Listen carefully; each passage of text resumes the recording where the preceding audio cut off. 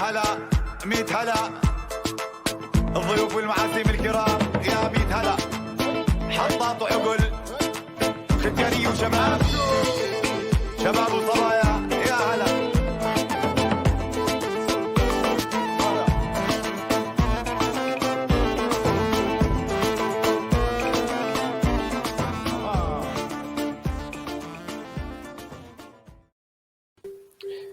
Hello, everybody. How are you doing? My name is Muhammad Hamayil, and I'm from Jerusalem 24.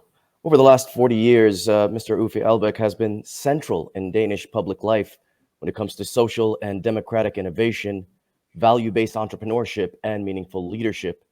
Again and again, his trademark has been to strengthen the voice of culture, youth, and the arts in society, as well as reinventing what is possible when it comes to higher education and national politics.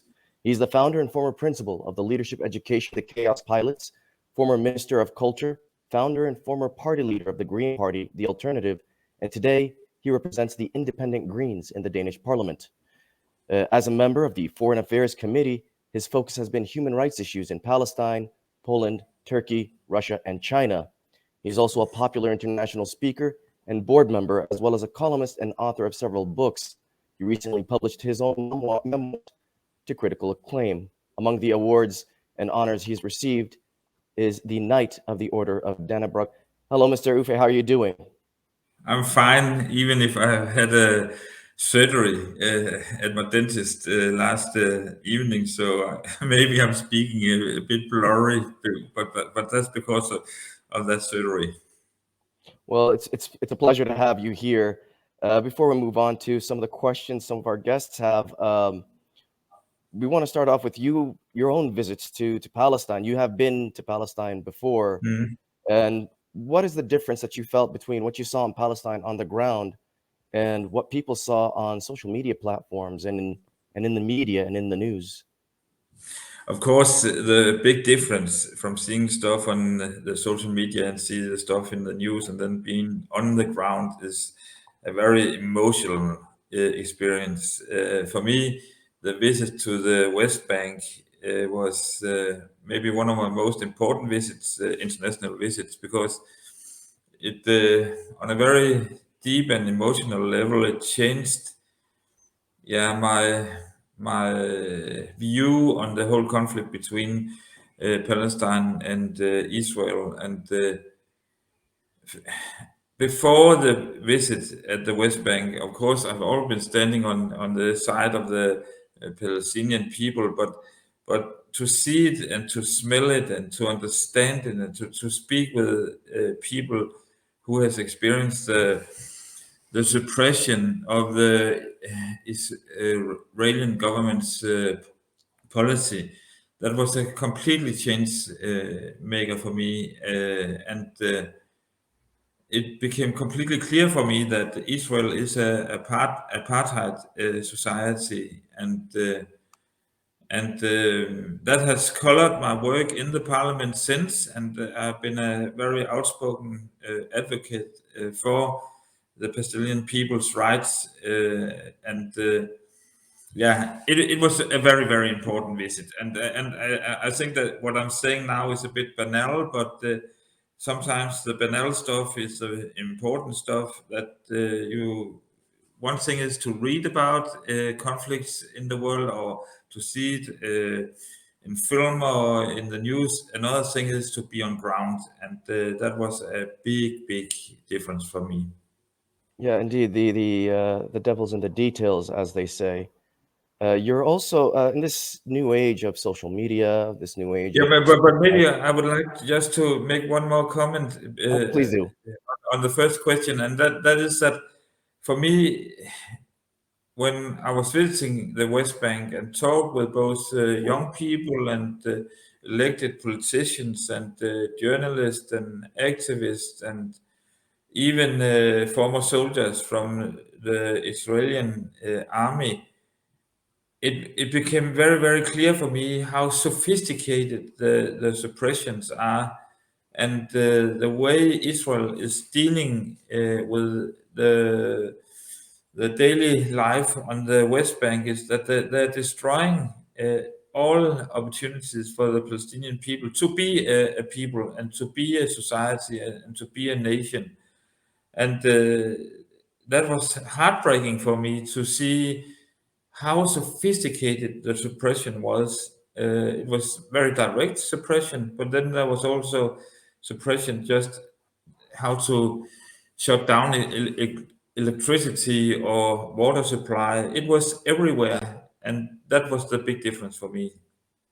Hmm. And we'll definitely go back to that in a moment. But first, we want to touch upon something else in this new age. In the last 10 years, especially, social media platforms have exploded with activity. Whether these platforms were Twitter or Facebook, nowadays we have more social media platforms than we have had ever. And you were one of the first politicians in Denmark to join social media platforms to communicate with the public, open a channel of communication with them. And at the same time, you're also one of the first to leave those platforms. Tell us about your experience in dealing with social media, and what do you think politicians can lose today when they leave social media platforms? What do they have to gain as well? Yeah, it's a tricky question, and it's full of dilemmas and paradoxes. Because on one hand, I've been living and breathing social media as a politician. Hmm. When we created the Alternative Party, we couldn't have done it without using the social platforms and social media, because we were lack of money, we were lack of organization, and the only way we could communicate with our followers was on social media. So I could say a lot very, very good about the effect of social media. But everything has both a light and a dark side. And the dark side of social media, as we know it today, is that it's owned by either very big, mostly US corporation, or state-owned corporations from China. And I decided in the spring of 2019 to leave my followers on Facebook and Instagram. And the reason was very concrete. I saw this very important documentarian, The Great Hack, on Netflix, about the whole business model behind Facebook. And in that documentarian, you saw it very, very directly and very clearly how they have misused the members or the followers of Facebook, the users of Facebook's, their personal information, either to attract, of course, money through ads, but more dangerously, how they have used it in different kind of political campaigns. I think I can really recommend everyone to check out that documentarian, and also to read about Cambridge Analytica, the company in the UK who misused the users of Facebook's private information. So on a daily basis, of course, it's I totally understand why people use Facebook and use the different social media skills, but on the other hand, we also have to have a discussion about that the democratic infrastructure has been privatized, and is also in many cases been misused. And to say it a bit black and white, you could say that in US, it's the private companies who owns our information, and in China, it's the state who owns the information. And then there's the in-between position, as we have it in the European Union, that we try to protect the individual's personal information. And in my opinion, you can't have a real democracy without protection of the private citizens' private informations. It's part of the whole dynamic in a democracy, in my perspective, that opposition can have its own internal discussion without being overlooked by the state or private companies. So on a personal level, it was very difficult for me to leave all my followers on Facebook, because I love to be in direct contact with the citizens here in Denmark. But on the other hand, if I should look myself in the mirror, I couldn't accept that I was in a way supporting a very, very unhealthy business model as Facebook have and still have.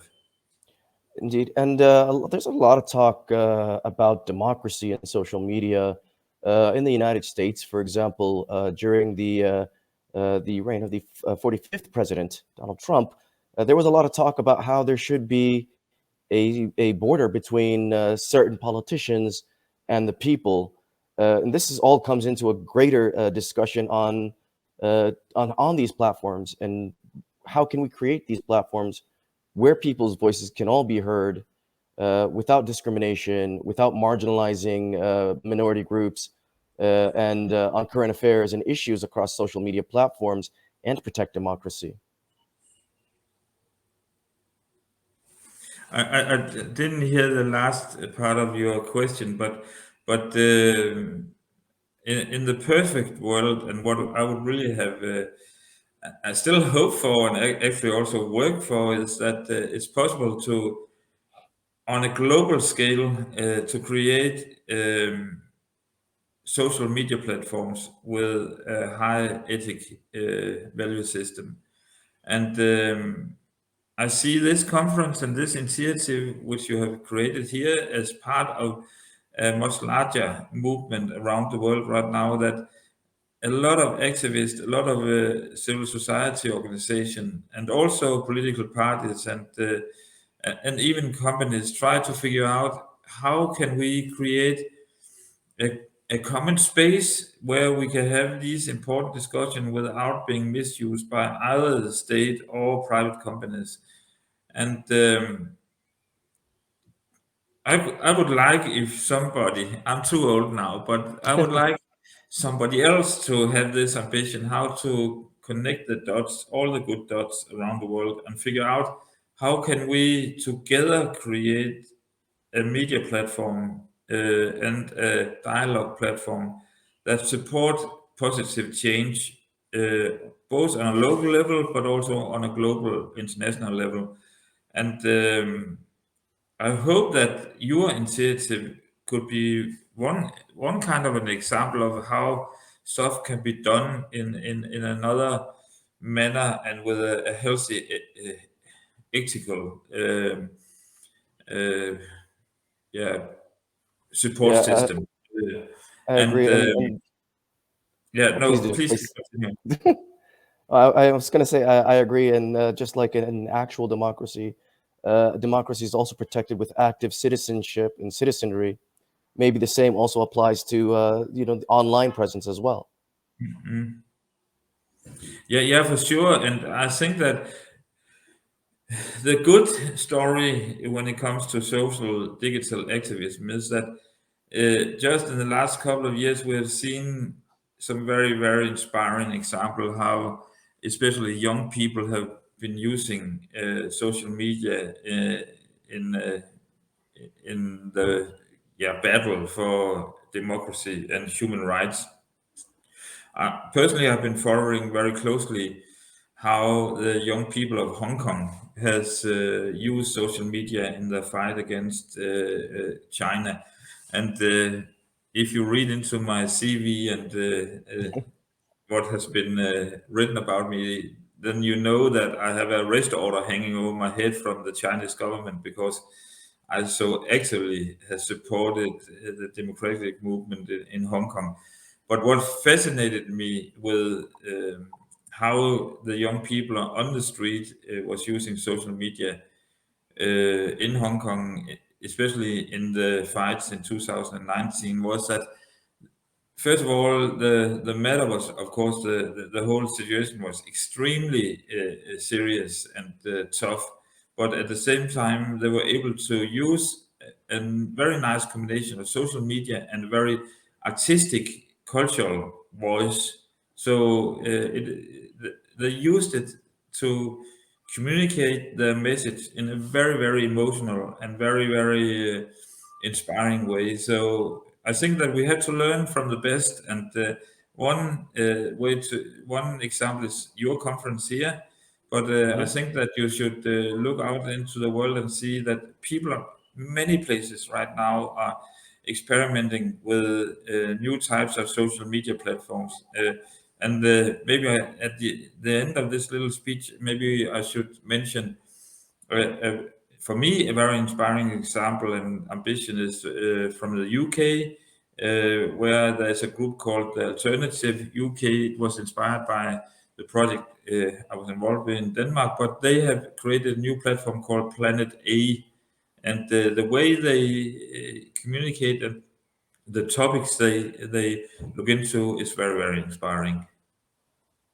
Indeed. And moving on to our last talking point, this goes back a little bit to something you mentioned in the beginning about social media platforms being run by multi-billion-dollar corporations. When it comes to privacy of our data on different social media platforms, and specifically through messaging apps, how do you think we can create or maintain safe communication channels between people? First of all, I have to say that I'm not an expert in on this level, detailed level, about how can we structure a new digital way of communicating, and support and stand up for the privacy of the individual citizens. But I think that everyone should look into the discussion we have in the European Union. And I think that the European Union's work on this matter is a good example of how can we create some very specific laws that protect our citizens. For me, again, back to something I started with, you can't imagine a real lively democracy without that you protect the individual citizens' right to privacy. It's linked completely together. And if I was living outside the European Union, I will look into what is happening in EU, because what we have decided for me is setting the quality standard for everyone else, I hope.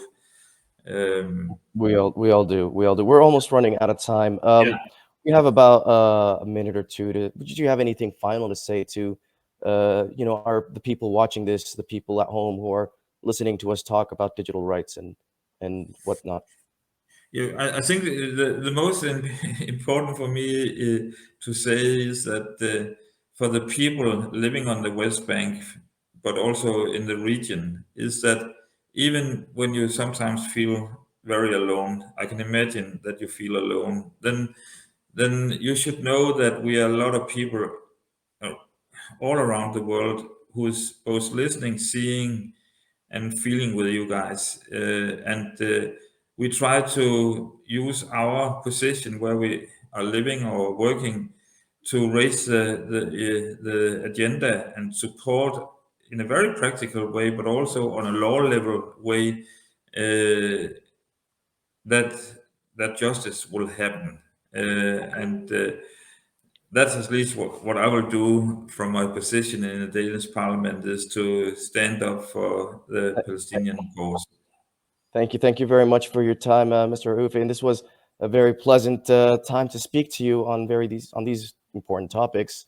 And thank you for your positions and for the positions of Denmark being a friend of the Palestinian people. Okay. And thank you to everybody who was watching this. Thank you.